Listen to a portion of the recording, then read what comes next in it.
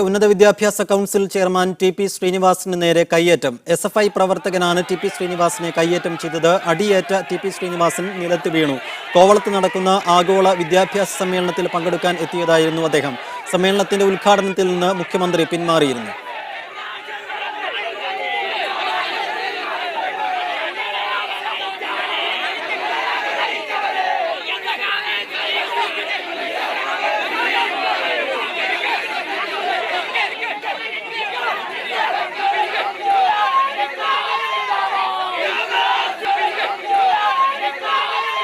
റയീസ് റഷീദ് ചേരുന്നു വിവരങ്ങളുമായി. റയീസ്, എന്താണ് ഉണ്ടായത്? എന്താണ് ഇങ്ങനെ ടി.പി. ശ്രീനിവാസന് ഒരു മർദ്ദനമേക്കാനുണ്ടായ പ്രകോപനം എന്താണ്? സൈഫുദ്ദീൻ, ആഗോള വിദ്യാഭ്യാസ സമ്മേളനം ഇന്നും നാളെയും കോവളത്ത് വെച്ച് നടത്താൻ സംസ്ഥാന സർക്കാർ തീരുമാനിച്ചിരുന്നു. ഈ വിദ്യാഭ്യാസ സമ്മേളനത്തിനെതിരെ കുത്തകക്കാർക്ക് കേരളം ആരോപിച്ച എസ്.എഫ്.ഐ പ്രവർത്തകർ തുടക്കം മുതൽ തന്നെ പ്രതിഷേധവുമായി രംഗത്തെത്തിയിരുന്നു. അതിൻ്റെ ഭാഗമായി ഇന്ന് നടക്കുന്ന ഉദ്ഘാടന ചടങ്ങുകളും മറ്റും നടത്താൻ അനുവദിക്കില്ല എന്ന് എസ്.എഫ്.ഐ നേരത്തെ തന്നെ അറിയിച്ചിരുന്നു. ഇന്നലെ രാത്രി തന്നെ ഈ പരിപാടി നടക്കുന്ന ഹോട്ടലിൻ്റെ മുന്നിൽ എസ്.എഫ്.ഐ പ്രവർത്തകർ ധർണയും ആരംഭിച്ചു. രാവിലെ ധർണാ സമരം വീണ്ടും തുടങ്ങി. ഇതിനിടയിലായിരുന്നു ഉന്നത വിദ്യാഭ്യാസ കൗൺസിൽ ചെയർമാൻ ടി.പി. ശ്രീനിവാസൻ ഈ പരിപാടിയിൽ സംബന്ധിക്കുന്നതിന് വേണ്ടി ഇങ്ങോട്ട് കടന്നു വന്നത്. ആദ്യം പ്രവർത്തകർ ടി.പി. ശ്രീനിവാസനെ തിരിച്ചറിഞ്ഞില്ല. തിരിച്ചറിഞ്ഞതിന് ശേഷം ടി.പി. ശ്രീനിവാസനെതിരെ മർദ്ദനം ആദ്യം ഉന്തും തള്ളും നടത്തി. അതിനുശേഷം നേതാക്കൾ ഇടപെട്ടു.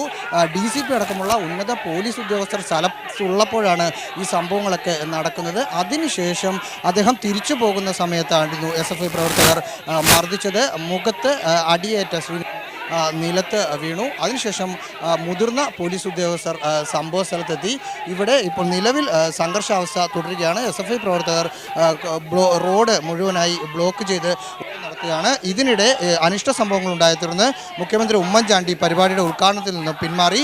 വിദ്യാഭ്യാസ മന്ത്രി P.K. അബ്ദുൾ റബ്ബാണ് ചടങ്ങിൽ അധ്യക്ഷത വഹിക്കേണ്ടത്. അദ്ദേഹവും അവസാന നിമിഷം പിന്മാറും എന്ന് തന്നെയാണ് മനസ്സിലാക്കുന്നത്. ആഗോള വിദ്യാഭ്യാസ സമ്മേളനത്തിൽ 10 രാജ്യങ്ങളിലടക്കം 20 പ്രതിനിധികളും ഇന്ത്യയിലെ വിവിധ സംസ്ഥാനങ്ങളിൽ നിന്നുള്ള പ്രതിനിധികളും കേരളത്തിൽ നിന്നുള്ള വിദ്യാഭ്യാസ വിദഗ്ധരുമാണ് ഈ ചടങ്ങിൽ പങ്കെടുക്കുന്നത്. എന്തായാലും ചടങ്ങ് 9:30 ആരംഭിക്കാനിരിക്കുകയായിരുന്നു. ഇതുവരെ ആരംഭിച്ചിട്ടില്ല.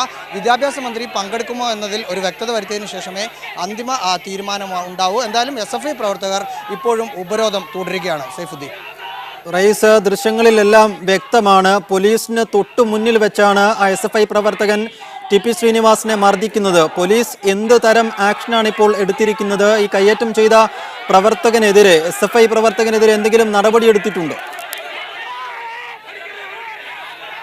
ആ സമയത്ത് ടി.പി. ശ്രീനിവാസൻ നിലത്ത് വീണതിന് ശേഷം പോലീസ് ഇടപെട്ടു. അതിനുശേഷം ഇവിടെ വീണ്ടും എസ്.എഫ്.ഐ പ്രവർത്തകർ റോഡ് ഉപരോധം നടത്തിക്കൊണ്ടിരിക്കുന്നതിനായിരുന്നു ടി.പി. ശ്രീനിവാസൻ കടന്നു വന്നത്. അതുതന്നെയാണ് എസ്.എഫ്.ഐ പ്രവർത്തകരെ പ്രകോപിതരാക്കിയതും. അതിനുശേഷം പോലീസ് ഇടപെട്ടതിനെ തുടർന്ന് പ്രവർത്തകർ പിൻവാങ്ങി. റോഡ് ഉപരോധം തുടരുകയായിരുന്നു. പക്ഷേ ഇതിൽ ഏറ്റവും വ്യക്തമായ ഒരു കാര്യം, ACP അടക്കമുള്ള ഉന്നത പോലീസ് ഉദ്യോഗസ്ഥർ സംഭവ സ്ഥലത്ത് ഉണ്ടായിരുന്നു.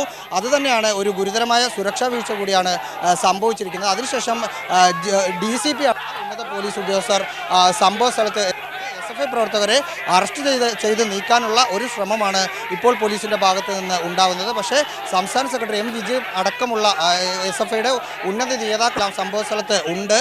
അറസ്റ്റിന് വഴങ്ങില്ല എന്ന് അവർ പോലീസിനെ അറിയിച്ചു കഴിഞ്ഞു.